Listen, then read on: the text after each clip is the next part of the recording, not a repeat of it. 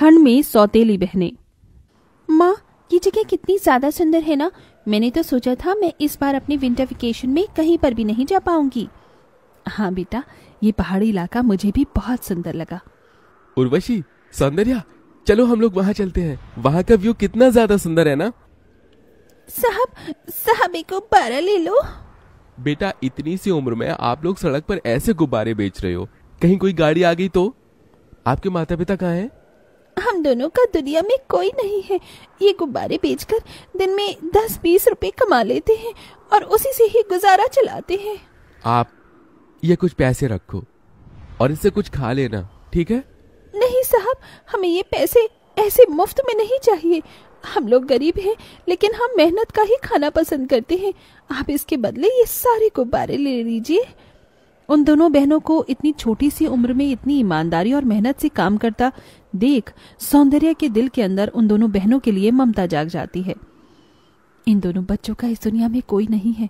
देखिए ना, ये दोनों कितनी ज्यादा प्यारी और मेहनती हैं। क्यों ना हम इन्हें गोद ले लें।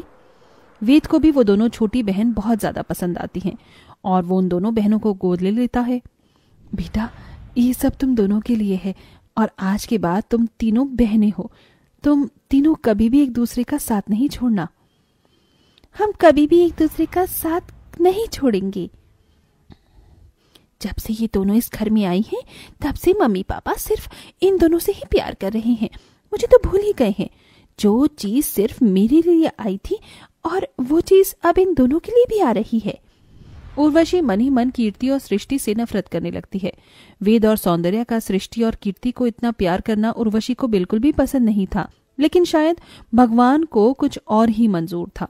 ऑफिस जाते समय सौंदर्या और वेद की गाड़ी का ब्रेक फेल हो जाता है, जिससे उन दोनों का एक भयानक एक्सीडेंट होता है और दोनों की फौरन ही मौत हो जाती है। मम्मी पापा, आप दोनों क्यों मुझे अकेला छोड़कर चले गए? आप दोनों के अलावा मेरा इस दुनिया में कोई भी नहीं है। आप दोनों कुछ बोल क्यों नहीं रहे हो? उर्वशी दीदी, देखो ना, मम्मी पापा को क्या हो गया? ये सब सिर्फ तुम दोनों की वजह से हुआ है। पहले तो तुम दोनों ने मेरे मम्मी पापा का प्यार मुझसे छीन लिया और अब मेरे मम्मी पापा को ही मुझसे छीन लिया है।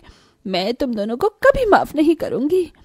उर्वशी अपने माता पिता की मृत्यु का कारण सृष्टि और कीर्ति को मानने लगती है और उनसे बहुत ज्यादा नफरत करने लगती है। कीर्ति, खाना खा ले, तूने कल से कुछ भी नहीं खाया है। नहीं दीदी, मेरा कुछ खाने का मन नहीं कर रहा है। मेरी बहन थोड़ा सा खा ले, वरना मैं भी नहीं खाऊंगी। अपनी बहन के कहने पर कीर्ति जैसे ही निवाला उठाकर खाने लगती है, वहां उर्वशी आ जाती है और खाने की प्लेट छीनकर जमीन पर फेंक देती है। पहले तो मेरी मम्मी डैडी को खा गई और अब यहाँ आराम से खाना खा रही हो। घर में इतने सारे काम पड़े हैं, कौन करेगा? जाकर जल्दी से घर के सारे काम करो, वरना तुम दोनों को मैं घर से ही निकाल दूंगी, समझी? फिर इस कपकपाती ठंड में सड़क पर भटकते रहना। कीर्ति, सृष्टि उर्वशी को अपनी सगी बहन मानते थे, इसलिए वो उसकी सारी बात मानते थे। कीर्ति, सृष्टि ऐसी ठंड के मौसम में भी छोटी सी उम्र में ठंडे पानी में घर के सारे कामकाज करती हैं।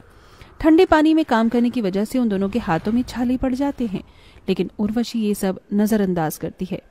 मैंने इनसे अपना होमवर्क करने को कहा था, लेकिन ये दोनों तो सो रही हैं, वो भी हीटर चलाकर। उर्वशी एक बड़े से बर्तन में ठंडा पानी डालकर उसके अंदर बहुत सारे बर्फ के टुकड़े डाल देती है और उसे लाकर सो रही सृष्टि और कीर्ति के ऊपर डाल देती है। ठंडे पानी की वजह से दोनों बहनें घबराकर और ठंड से कांपती हुई उठती हैं। ओ दीदी, आपने इतनी ठंड में हम पर ये बर्फीला पानी क्यों डाल दिया है? मेरा बस चलता तो मैं तुम दोनों पर बिल्कुल खौलता हुआ पानी डालती, लेकिन वो क्या है ना, गर्मी का मौसम नहीं है, ठंड का मौसम है, इसलिए मैंने तुम पर ये ठंडा ठंडा पानी डाला। अब तो तुम दोनों की आँख खुल गई होगी ना, तो चलो जाकर मेरा होमवर्क करो और मेरे लिए गर्मा गर्म कॉफी बना कर लाओ। अच्छा दीदी, मेरी तबीयत खराब है, मैं आपका होमवर्क बाद में कर दूंगी, मुझे थोड़ी देर आराम करने दीजिए। तुझे आराम करना है? अगर तू आराम करेगी तो घर के सारे काम कौन करेगा? मेरे माँ बाप को खाकर तुम दोनों बहनों को चैन नहीं मिला क्या, जो अब तुम्हें आराम भी करना है? जितना बोला जाए उतना ही करो, समझी? उर्वशी का ऐसा बर्ताव कीर्ति और सृष्टि के पास सहने के अलावा और कोई चारा ही नहीं था। दोनों ही हमेशा अपनी सौतेली बड़ी बहन के सारे अत्याचार सहती और कभी कोई शिकायत नहीं करती। उर्वशी दिन रात उन दोनों से ठंड के मौसम में ठंडे पानी से काम करवाती और कभी उन्हें गर्म चिंटे से जलाती तो कभी कभी उन्हें पहनने के लिए गर्म कपड़े तक नहीं देती। लेकिन दोनों ही सौंदर्य की बातों को याद करते हुए सब कुछ सहती हैं। समय बीतता है और आज ये तीनों बहनें बड़ी हो जाती हैं। कितनी बार कहा है तुमसे कि मेरी परमिशन के बिना तुम लोग गर्म कपड़े नहीं पहनोगी, लेकिन तुम दोनों इतनी मोटी मोटी जैकेट पहनकर आराम कर रही हो। मैंने कहा उतारो ये जैकेट। तुम्हारी वजह से बचपन से लेकर आज तक मैं कैसे अपने माता पिता के प्यार के लिए तड़पी हूँ, उतना ही तुम दोनों भी ठंड में तड़पोगी। दीदी, हमें कितनी बार आपसे कहा है कि हम मम्मी पापा की मौत के जिम्मेदार नहीं हैं। आखिरकार वो हमारे भी तो मम्मी पापा थे ना। नहीं, वो सिर्फ मेरे मम्मी पापा थे।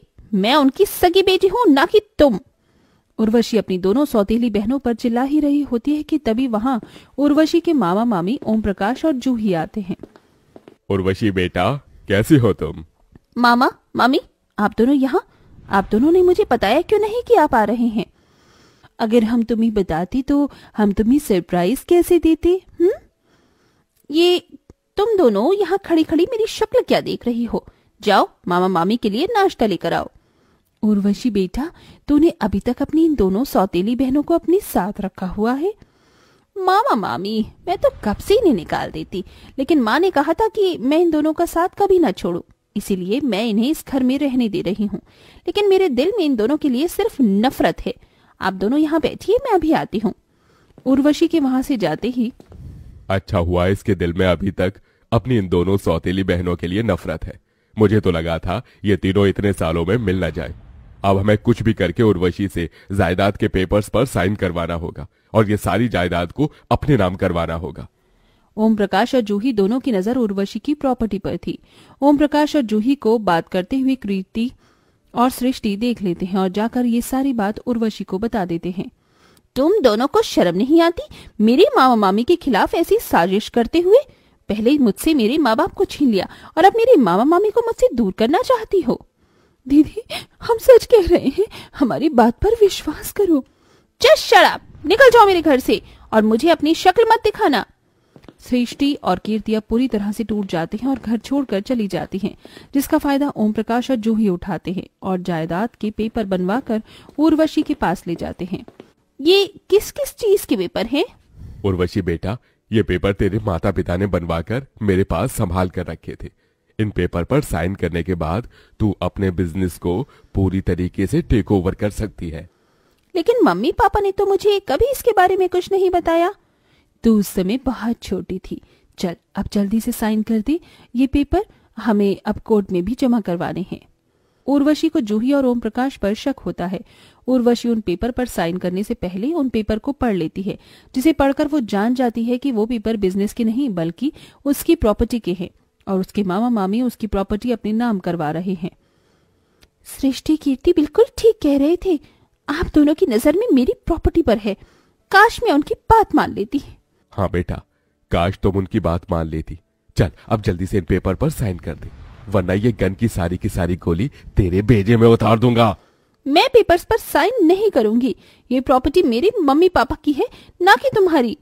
उर्वशी के साइन न करने पर उसके मामा मामी उसके साथ जबरदस्ती करने लगते हैं कि तभी सृष्टि और कीर्ति वहां पुलिस के साथ अचानक आ जाती हैं। पुलिस ओम प्रकाश और जूही को गिरफ्तार कर लेते हैं। दीदी, आप ठीक तो हो ना? आपको कहीं चोट तो नहीं लगी? कीर्ति, सृष्टि, मैं ठीक हूँ, लेकिन तुम दोनों तो घर छोड़कर चली गई थी ना? हाँ दीदी, लेकिन हम आपको ऐसी हालत में अकेला नहीं छोड़ सकते थे, इसीलिए हम पुलिस के पास गए और हमने उन्हें सब बता दिया और हम लोग सही समय पर यहाँ पुलिस के साथ पहुंच गए। अब आप इस घर में आराम से रह सकती हो। अब हम आपको कभी अपनी शक्ल नहीं दिखाएंगे। सृष्टि, कीर्ति, रुक जाओ। अगर तुम दोनों चली गई तो हमेशा के लिए घर में मैं अकेले रहकर क्या करूंगी? मुझे माफ कर दो।